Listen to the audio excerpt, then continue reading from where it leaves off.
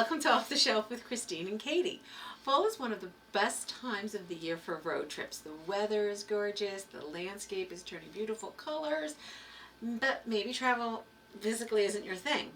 How about taking a literary tour from the comfort of your own home? Our favorite thing. Join us as we travel through the Northeastern States with these books that give you a taste for the history and unique qualities of each of those states. So as always, settle in, grab a cup of your favorite beverage, and enjoy these recommendations. Read them now or add them to your TBR for the future. And as always, let us know in the comments what you think of these picks, and if you have any titles to add. Trust me, we always want more. Absolutely. And as always, if you wish to be notified of new videos, be sure to like and subscribe below. But as always, let's get to those books. So Katie, why don't you get us started with our home state, New Jersey? Yes, let's do that. And the first one we're going to recommend is Verena Paladino's Jersey Italian Love Story by Terry Lindafino. Couldn't get more Jersey than that. Absolutely. Think Moonstruck and My Big Fat Greek Wedding, but set in New Jersey. A great thing for me. A boisterous, complicated Italian family is determined to help their widow mother find a new boyfriend. Then we're going to head a little south with Florence Adler Swims Forever by Rachel Beanland. This novel brings to life Atlantic City in the 1930s, offering the sights, sounds, and smells of the beach and the boardwalk, as well as the daily life of Atlantic City's Jewish community. And obviously, you know, we're here in Middletown, so we're recommending Middletown America by Gail Shee. And this is the story of 4 widows from Middletown Township, New Jersey. You might have heard of it. A town hit harder by the events of 9/11, who took on Washington to prevent any cover-up. Then we have Born to Run by Bruce Springsteen. This is the autobiography written with the words of a songwriter-storyteller. Bruce is the narrator of the audiobook as well. I love when they do that. Yes, I mean, his songs are wonderful stories, and his book is a wonderful story. And one of my personal favorites is Miss Marvel by G. Willow Wilson and Adrienne Alfana. And this is about Kamala Khan, who is an ordinary girl from Jersey City, until she's suddenly empowered with extraordinary gifts. But who is truly Miss Marvel? Teenager? Muslim? Inhuman? Find out. Great story, though. Yes. Now we have some nonfiction. The Radium Girls, The Dark Story of America's Shining Women by Kate Moore. This is the true story of young women in the 1920s who became ill after painting watch dials with radium-based paint at a plant in Orange, New Jersey. True story, amazing story. And the next one, also a true story, is called Close to Shore, The Terrifying Shark Attacks of 1916 by Michael Capuzzo. And this recreates the summer of 1916 when a rogue shark attacked swimmers along the New Jersey shore, triggering mass hysteria and launching the most extensive shark hunt in history. Basis possibly for the movie Jaws. Possibly. Now we're going to head south to Delaware. Starting off with the book of Unknown Americans by Cristina Henriquez. The Rivieras emigrate from Mexico to Newark, Delaware to seek the best education possible for their daughter Maribel, hoping that a better education and a fresh start will aid in her recovery from a traumatic brain injury. And the next one we're recommending is I'll Be Your Blue Sky by Marissa de los Santos. And days before her wedding, Claire meets Edith, an elderly woman who gives her the courage to break off her engagement. Shortly after Claire inherits Edith's seaside guest house in a small seaside Delaware town, say that 5 times fast, where she relocates and discovers secrets about herself and the previous owner, told in alternating timelines. Yeah, it goes back and forth between Claire and Edith. Oh, that's cool. So that sounds pretty cool. I like that. Yeah. Now we have The Summer I Found Myself by Colleen French. And in this, Ellen invites her ailing best friend Laura to spend the summer with her at her Delaware beach house, beaches, Delaware, that she inherited from her parents. Here, Laura can relax after chemo while Ellen readies the house for sale. But Laura has plans to help Ellen discover who she can still become. And our next stop on our road trip is Maryland. The first one we're going to recommend for this stop is The Invisible Husband of Frick Island by Colleen Oakley. And Piper has lost her husband Tom in a boating accident, but his body was never recovered, so Piper deals with her grief by going on her daily life as if nothing ever happened, and the town goes along with her. Nice of them. Hi Tom. Hi Tom. I know. How you doing, Tom? And Frick Island is based on Smith Island off the coast of Maryland in the Chesapeake Bay. That sounds like a fun. It actually does. Really fun one. Then we have French Braid by Ann Tyler. And this is a family saga that follows the Garretts, a Baltimore family over 6 6 decades, from 1959 to 2022, so you get a kind of history of Baltimore over the decades. Now, in addition to Amish fiction stories, think of like Beverly Lewis and such, Pennsylvania does have some other great interesting reads. We're going to start off with one, The Heaven and Earth Grocery Store by James McBride. This one's been so popular this year. So popular. This is set in the 1920s and 1930s, and it follows a group of Jewish immigrants and African Americans who live together on Chicken Hill in Pottstown, Pennsylvania. And the next one we're going to recommend is an author we've heard of before, but it's Carnegies Made by Marie Benedict. And Claire Kelly immigrates to Pittsburgh in the 1860s and assumes the identity of the Irish maid hired as the maid to Andrew Carnegie's mother. She becomes close to him and helps him become America's first philanthropist. First case of identity theft? Could be. Then we have Harry's Trees by John Cohen. This is a magical realism novel, and it follows Harry, who leaves his job as a U.S. Forest Service computer analyst after his wife dies, and escapes to the remote woods of northeastern Pennsylvania to be with the trees he loves. And that's where the magic begins. And the next one we're going to recommend is called Long Bright River by Liz Moore. And this is a suspense mystery novel following a family rocked by Philadelphia's opioid crisis. One sister, suffering from addiction, goes missing amid a series of serial murders, and the other is a police officer on the case in the neighborhood from which she disappeared. Nice mystery. Okay, next we're going to continue on to the state of New York, starting off with Trust by Hernan Diaz. New York City Wall Street tycoon Ben Rask and wife Helen are living large in the roaring 20s, and they managed to keep their wealth intact in the 1929 Wall Street crash, which leads to their ostracization from New York City's elite. Interesting. So yeah, it's kind of an interesting, gotta have the Wall Street for New York, you know?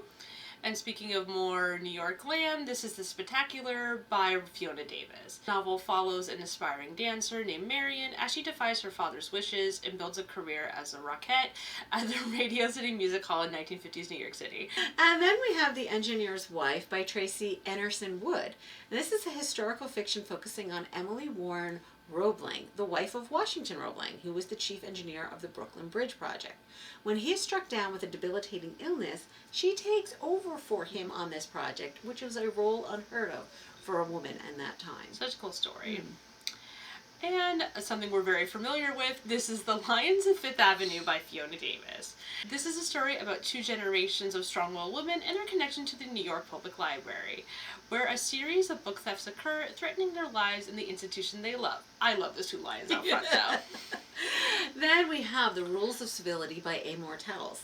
And this is a chance encounter with a banker in a New York City jazz bar on New Year's Eve in 1938 leads Katie into a world of wealth and beauty where she befriends a multimillionaire, a widow, and an Upper East Side ne'er-do-well. We've been doing New York City. Katie, take us to the wilds of New York. Here we go. So you might have heard of this author before. We love her. You've heard of her. This is The Return by Rachel Harrison. And this is set in the Catskill Mountains. This novel follows 4 friends over the course of a horrific long weekend together at a bizarre and isolated hotel after Julie comes home, having no memories of the past 2 years. Always a fun start. Yes. Well, now we're going to head into the New England states, starting with New Hampshire. And we have Mad Honey by Jodi Picoult and Jennifer Finney Bolin. And this is a book, Olivia flees her past and returns to her hometown, Adams, New Hampshire, a little small town, with her son, Asher. And there she takes over the family beekeeping business. But when Asher is arrested for the murder of his girlfriend, Lily, she will risk everything to defend him. And the next one is called Count the Ways by Joyce Maynard.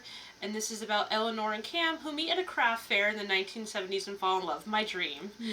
Their dream of raising a family on a New Hampshire farm, that was unrelated, comes true having 3 children in 4 years. That's a lot. Then tragedy strikes, leading to the eventual demise of their relationship.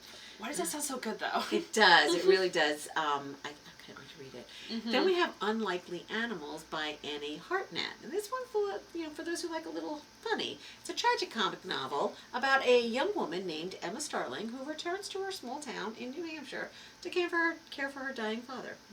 All right, and the next stop on our road trip is Vermont, ironically with a New Jersey author kicking us off.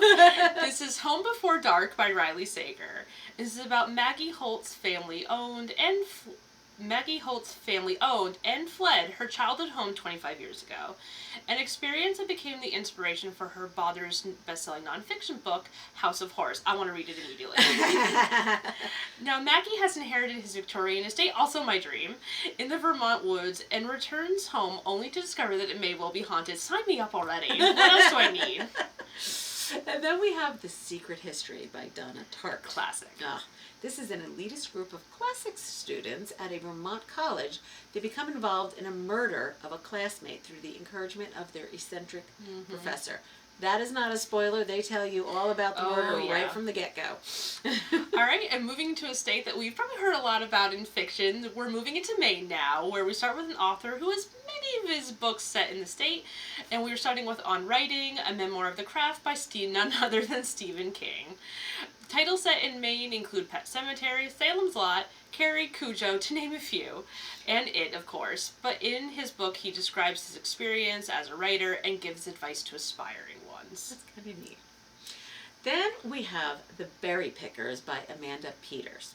This is a Mimigok family from Nova Scotia travels to Maine each summer for blueberry picking, and one year their 4-year-old daughter goes missing, which sparks a mystery that remains unsolved for nearly 50 years.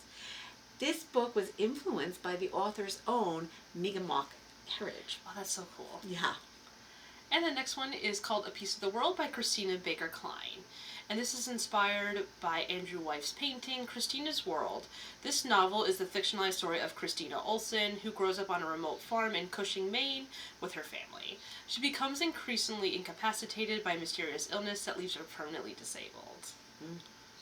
All right, now heading into Massachusetts, we have one of our favorite books. And movies. Yeah, movies too. The Namesake by Jhumpa Lahiri. The Ganguly family immigrated to Cambridge from Calcutta, and they struggle to balance their identity as Bengali Americans with their native Indian heritage. It takes place between 1968 and 2000, and the story focuses on their firstborn son, Gogol, as he comes to terms with his sense of self. It's an amazing story. I can't recommend this enough. And the next one, of course, some of my favorite book stories, is called The Witches, Suspicion, Betrayal, and Hysteria in 1692 Salem by Stacey Schiff. And this is a nonfiction account of the Salem witch trials of 1962, if you didn't get to that already, exploring the panic and hysteria that gripped the colony, involving neighbors accusing each other, prominent politicians, and even children and their parents. And then we have, on a lighter note, The 5-Star Weekend by Ellen Hildebrand. After a tragedy, a food blogger named Hollis Shaw brings 4 friends from different times in her life together to spend a weekend with her in Nantucket. And speaking of another of our favorite books, this is Hester by Laurie Lico Albanese. And this novel follows Scottish seamstress Isabel Gamble as she moves to Salem, Massachusetts, because where else should we go, and begins an affair with young Nathaniel Hawthorne as he begins his career as famous Nathaniel Hawthorne. Scarlet Letter retelling. Amazing. Highly recommend. Then we have The Storied Life of A.J. Fickrey by Gabrielle Zevin, one of my favorite books. This is bookstore owner A.J. Fickrey's life is in a disarray after his wife dies. His store struggles and his rare Edgar Allan Poe poems are stolen. However, when a mysterious package arrives in his bookstore, he gets a chance to start over and discover new love. And this is set on a fictional island off of Cape Cod. So you kind of get that feel for being that isolated. And if you like cute, low-key movies, I would also recommend that.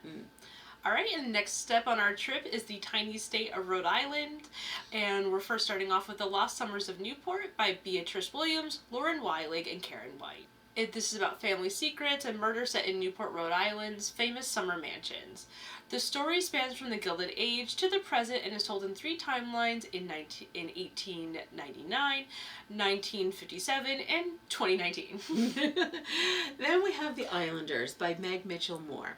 Throughout one summer on Block Island, off the coast of Rhode Island, the lives of 3 strangers become intertwined through romance, well-meaning lies, and secrets.